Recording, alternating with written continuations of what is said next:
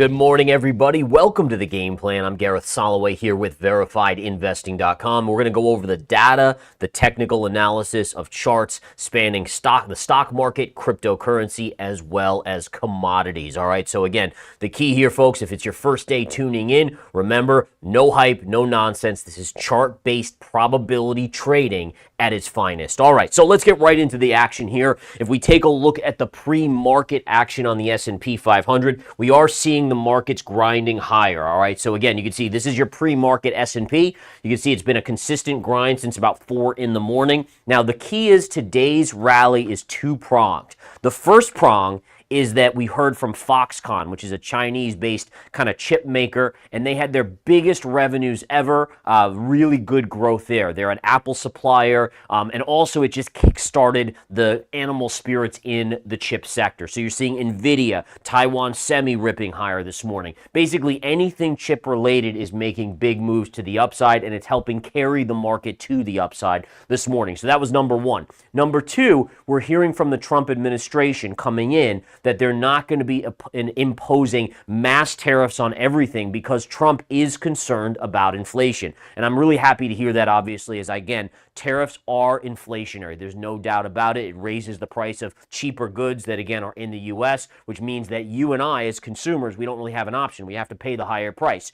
So again, being more selective on tariffs is very, very good news across the board for the economy, and that again is hitting the markets in a positive note today. So the way it's looking right now is there will be tariffs imposed, but only on goods that are deemed to be in national security's best interest. Okay, so again, it's going to be a few things here and here, which will be obviously geared towards making sure the U.S. is secure in its production lines of things that are in the national security's best interest, but it's not wide-ranging like it was first threatened to be, like 25% on everything from China. Okay, so again, that, by the way, is helping Chinese stocks. It was one of my bull cases for why you needed to be invested in Chinese stocks. All right.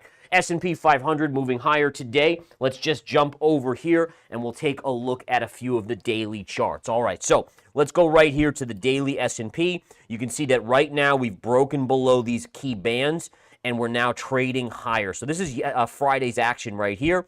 We have a couple levels to watch. I'm going to be watching the high end of this parallel right here to see if we start to bear flag on the markets. That would be my expectation. So again, as we come into the new administration, you're getting a little bit of a positive push. We're seeing these positive news headlines coming out. Markets, again, this morning are trading right up here pre-market. Watch this area right here at around 601, which is right around the 6,000 S&P level. Now, if we flip over to the NASDAQ 100, the NASDAQ 100 is still trading within what we would call kind of a wedge pattern, connecting these lows and these highs. You can see every time it hits these highs, it gets rejected. So we'll be watching this area on the QQQ right around 545. If we get up there, that would be key resistance. Now listen, 545 is quite a ways away. We're at 518.58 as of Friday's close, about 522 or so pre-market. But if we do continue up this week, let's watch that area right there. I'm also very curious to kind of take note of, do we see that early morning selling come in that has been so consistent except for Friday? So Friday, remember, it was kind of that long shot where it was, okay, well, will they let the markets hold their gains because it's Friday? Got to keep the retail folks bullish to keep that money flow coming in, which gives exit liquidity to the institutional investors. Now we have, again, another gap up this morning. Do we see any sort of selling pressure come out of the woodwork, or do these highlights, the chip news, the Trump administration news, do they keep the markets holding and grinding higher all day long? All right. Couple stocks to take a look at here. Taiwan Semiconductor. This is Taiwan trading up sizably from Friday's close. Looks like Friday we closed around 208.50. We're trading at almost 219. If we look at this chart, this is a great chart right here. This is a key level that I'll be watching as a swing trader. So if we jump over to the big board here and take a look at what we have, is we have a very clear parallel, right? You have your lows, your lows, your lows right through here, and you have your highs almost there, right there, right there. And you can see every time it really hits that line, you get a bigger sell-off. Now this morning we're trading right up here, right around 219. Not quite at the upsloping parallel. What does this tell me? Well, it tells me as a technician of the charts, as someone who might be looking to swing short Taiwan Semi, if it pushes up to this level here around 230, that will be a swing trade short opportunity. Now, would it be a day trade one? It might be, but this is more of a longer term trend line. So again, it's more important on a daily closing basis versus an intraday trading level as well. So again, 230 is what I'll be watching here over the next couple days. Does TSM, Taiwan Semi, get into that level? If it does, chart history tells us very clearly that we should have some sort of pullback. So if you go up here, you would expect that pullback there, which can be a good high probability setup for us as swing traders. All right. So that's Taiwan Semi here, folks. And as we go to the chart of NVDA, NVDA was trading up into resistance on Friday. Today it's gapping above, so it's doing a little bit of a river theory to the upside. And we're going to be watching this level at 150 today and then double top at 153. This is going to be a big test for NVIDIA. Can it push through that double top? If it does, what we want to do is we want to connect these two highs. Pivot high to absolute highest pivot high. That gives us a 157-ish upside max target, which again would be an intriguing short opportunity should it get there. So you have a couple day tradable levels, like for me today in the Apex Live day trading room, I'll be watching this 150 level here for maybe a quick short if it pierces, and then obviously double top here at 153.15. But on a swing basis, this one right here, we'll even flip it over to a different color. That would be more of a swing trade short versus day trade levels just below. Apple today getting a nice little boost on that Foxconn news. You can see it was up sharply early in the pre-market, then kind of had a little dump out, and now right back to the upside. This one, again, has not achieved my downside target yet. I still have those puts that I gave you guys a heads up. We picked up those puts right up here. Remember, for those of you that are new to options, options you basically make, if you buy puts, you're angling that the stock is going to drop, and you need it to drop to make money. So we're obviously in the money, although Apple is gapping a little bit higher today. I still think there's further downside, as again, we'll see those numbers out of China over the next couple months, and obviously the U.S. economy. And speaking of which, couple little tidbits right now. Number one, markets. The stock market is closed on Thursday in observance of President Carter's funeral. So just a heads up on that. There won't be a game plan or trading the close that day. So just a heads up again, when the stock market's closed, I do take off from those shows. On the other side of the coin, keep in mind, we do have the jobs report this week. So we have ADP private sector jobs data on Wednesday, and Friday we have the non-farm payrolls. And even on Tuesday, tomorrow morning, we have the JOLTS data, which is job openings. So this is a huge week for economic news, although again, the stock market will be closed on Thursday. All right, going to a couple other key runners here. Take a look at Alibaba, one of my favorite chart setups.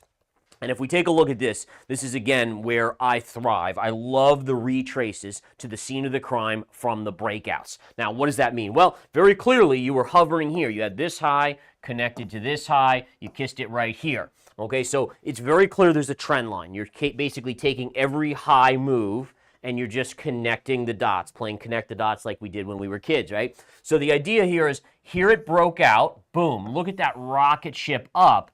And then what you do is, as an investor, you buy the retrace to the scene of the crime. So notice how price came all the way back in. It went there, it popped, it went back in again, and it's popping again today, trading around $88. This is, again, a way to really limit risk while also taking on max reward. Why do I say limit risk? Well, if you want to be really tight on your stops, you can just say, okay, any confirming breakdown below this line here, you exit the trade.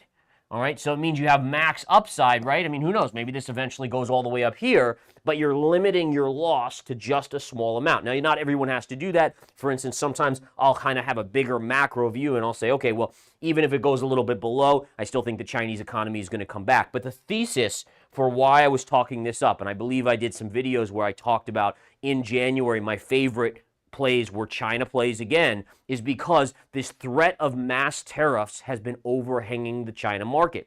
All right, their economy is also in the toilet, frankly, as well. But remember, China is doing stimulus. They'll eventually stimulate and get some growth. But the tariff aspect, in my head, I was saying, listen, Trump ultimately wants the economy to stay strong. He doesn't want to stimulate inflation. So he's threatening, he always does this, he threatens the worst, and then he uses that as a negotiating tool and usually tones it down a little bit. So I was banking on that, right? And so again, the idea is this is when, oh my goodness, this is going to be the worst. You have a retrace to the scene of the crime, and then anything less than the worst, you get the pop to the upside. So it's also a human psychology and understanding kind of the negotiating tactics of the president, for instance. And again, things like that can really be beneficial when making trading decisions, right? Low risk, right into support. So you're using the technicals, then you also use psychology of the trade or trading to utilize what is going to happen, or most likely, I should say, what most likely is going to happen. All right, so Alibaba having a good move today. Now let's touch on some of these January effect plays because they are starting to bubble up. Loving this here, guys. This is, again, Celsius, one of my favorite January effect plays. Look at since the start of the year. This was the last day of the year, the December 31st trading day. Here was the first. Here was the second. We'll have to see how it goes. But this is exactly what you anticipate with the January effect. Look at WBA.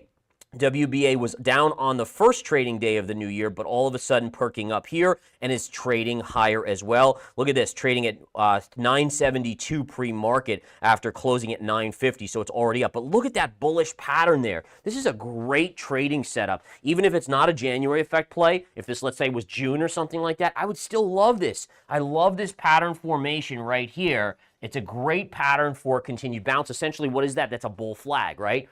But again, the idea here, for those of you that are tuning in, the January effect play is utilizing psychology and human behavior. And what it does essentially is it says, okay, well, markets were up, S&P was up like 25% last year. So a lot of people have gains, but not every stock was a great performer. There were some stocks that got crushed, like WBA, like Celsius. Celsius down like 50% last year.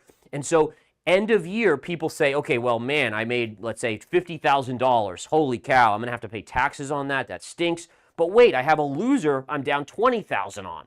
So if I take that loser into year end, I'm only paying a net gain of $30,000, right, in terms of taxes. How much are you getting taxed on? $30,000 because you took your loser and that knocked out some of the gains. And so the January effect play essentially says, okay, well, psychologically, people are going to want to do that. So into December, into the end of the year, you're going to see a lot of selling pressure of people selling because of tax loss reasons, right? Taking that loss. What happens is once that date clicks to January 1st, you can't take the tax loss anymore. So all of that selling was all pushed into December, and it means there's basically a void, a circular void of no selling in January, or minimal selling. All right, so who's selling in January? Well, I mean, maybe if someone wakes up and says, oh, well, I really just don't like Walgreens, then they might sell. But the majority of people would have done that in December. So it frees it up, and it creates a situation where you have lack of selling. So even the normal buying that was over here, which was getting pounded by the selling pressure, now that normal buying is actually over the selling pressure, and it can push the stocks to the upside. And so these things, again, these little tidbits. And by the way, if you have a year where the S&P was flat, would there be a lot of January effect plays? Nope. If the S&P was down 10% for the year, would there be a lot of January effect plays? Nope. Right? Because it's very contingent. This is what most people don't understand about the January effect play, is that most people are like, oh, well, every January there's going to be January effect plays. No, it has to be in a year when the S&P has big gains, so that people have a lot of gains they're trying to offset with their losses. Then the January effect will be at its best. Okay, and by the way, that doesn't mean that every play has to work out as a January effect play. It's just that, again, it's probabilities. Everything we do here is all about probabilities. All right. So that one's a beauty right there. I also am a big fan of Wolf, guys. We played this a while back. I gave it to you guys. It ran from $7 or $8 to $17. It has now come in. Look at this wedge pattern. It hasn't broken out yet. But Wolf, again, Wolfspeed would be right in line with those January effect plays. So we'll see if that, again, had a nice day, about 8% gain on Friday. We'll see if it can retest this I would say right around $8.15. $8.15 is going to be resistance. If it can get through that and confirm, it opens it up. But again, that is going to be resistance right there on the chart. But again, look at this chart. I mean, just a brutal, brutal chart for this semiconductor play. Now, again, this isn't an AI play. It's an energy. The chips that Wolfspeed makes are more energy efficient. They go into electric vehicles and other energy solutions. And again, that's why it hasn't run like NVDA or some of these other ones out there as well. All right, next up, let's take a look at our favorite here, Bitcoin, and see what Bitcoin is doing today. Not a whole lot. In fact, the weekend was pretty quiet on Bitcoin. If we take a look here at the chart, we can see that, again, the only levels we care about, and I said this on Friday, and it's really a repeat, is this line and this line. This is what we call a megaphone, right? So here's your megaphone pattern. Here's your megaphone. You speak into it, and it, essentially goes out. That's where the megaphone pattern comes from. It's shaped like a megaphone with two lines that are diverging instead of converging. Okay, so you have that. You have this line right here at around 104. That's going to be your key resistance as a technician. 92 remains as your key support. We do see crypto pushing up here. It's up a little pre-market. Don't be surprised if the excitement about the new Trump administration being more favorable towards crypto does help it push up towards that level. But right now, 104 would be a major level to watch. If it pierces and gets through, you have your 108 level right here, which is your double top. And if it does even get through 108, you could go to 115, which is this line up here, this longer trend line right there. All right, so again, that's something to watch. Now, same thing on the downside. 92 is support. If that ever breaks, you go down to about 74 to 75,000, as I've talked quite a bit in the past. All right. Couple other key charts to go over here, folks. We want to look at gold real quick and take a look at gold. Gold was up earlier. It's now coming back in. I think the risk off trade, or I should say the risk on trade, is a negative for gold, but it's still holding this trend line right here. But you can see we had a nice pop I think it was last Thursday. Friday, it came back in. Today, it's essentially negating that. It's essentially back to where we opened the year 2025 right here. And you do have this support level here. But as I said before, I mean, to me, when I look at this, and again, I'm just, we'll just talk about this. In fact, I'll go to the big board so I can just draw this on for you guys. But when we look at this pattern, I'm not convinced gold is out of the woods yet. And the reason I say that is because you have this as your flagpole, right? And then looks to me like you kind of have like a parallel, right? Like right here, here's your flag. And so as of now, this is still a vulnerable chart to some short-term downside. Now, just to be crystal clear, I still think gold is a no-brainer if your horizon is 6 months, 12 months, 24 months, outwards. I still think we're going to 3,000 most likely in 2025. But in the short term, as a swing trader, and remember, I'm a swing trader, so I'm more focused on the shorter term moves, this pattern is still slightly favoring the downside. It's kind of been wishy-washy, where we have a good up day, it kind of switches it a little bit, but overall, that to me is a pretty clear flagpole with an upside-down flag, and here's your flag in here. All right, now silver is catching, or at least it was earlier when I looked, silver is catching a little bit of a bid today. Now, why? Why would silver be inching up? And let's see if it still is there. Now, it's given up most of those gains. Wow. So it still is green, though. Notice this. Why is silver still slightly, and it's only fractionally green, while gold is down? Psychologically, this is an important thing to think about. Okay, so the idea is this, is that gold, again, is a play that you see buyers when it's risk off. So when people are scared, they go to gold. All right. Today, we have news that tariffs might not be as bad as once feared. That is stimulative, or at least it changes the human psychology of thinking, oh boy, here come these really bad tariffs. Oh wait, they're not going to be that bad. So that makes the risk off trade of gold, means gold goes down. Silver is going to perform, or should perform, a little bit better, because it's a good thing that we're not going to see as crazy tariffs potentially. And again, you can see it's even down ticking to the flat line right here, which again, that's not a great performance right here, I will say, for silver to give it all up, as silver was trading north of $30 earlier. Now it's back to $29.61 or so. So again, we'll have to watch and see how that goes. I still think silver is in a bearish pattern here. If we look at the chart real quick, you can see right here, this is still a choppy side. Here's your flagpole. It's sideways chop, so it still is slightly bearish on the charts. Oil, you guys know I've been bullish on oil, but we did hit first target on Friday. We are getting close to second target at 75. 75 is where I'm going to nibble a little bit on a short trade on oil, probably right here, and then look to dollar cost average right around 77 to 78. Lastly, natural gas here.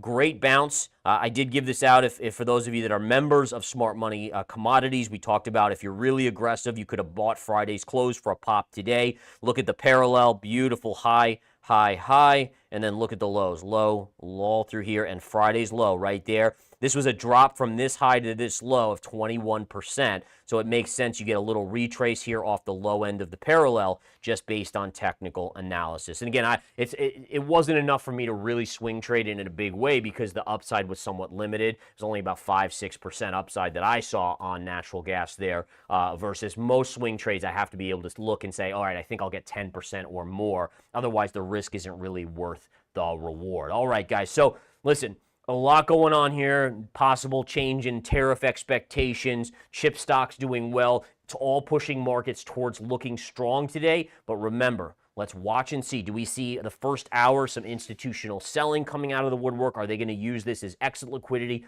How is this market going to behave this week? And then obviously the jobs data coming up this week will be massively important to the foregoing or future of the stock market. All right, I got to get to my trading room, guys. Apex Live Day Trading Room. Those of you that are members, we'll see you in there. We'll be day trading all day. You guys have a great one. Take care.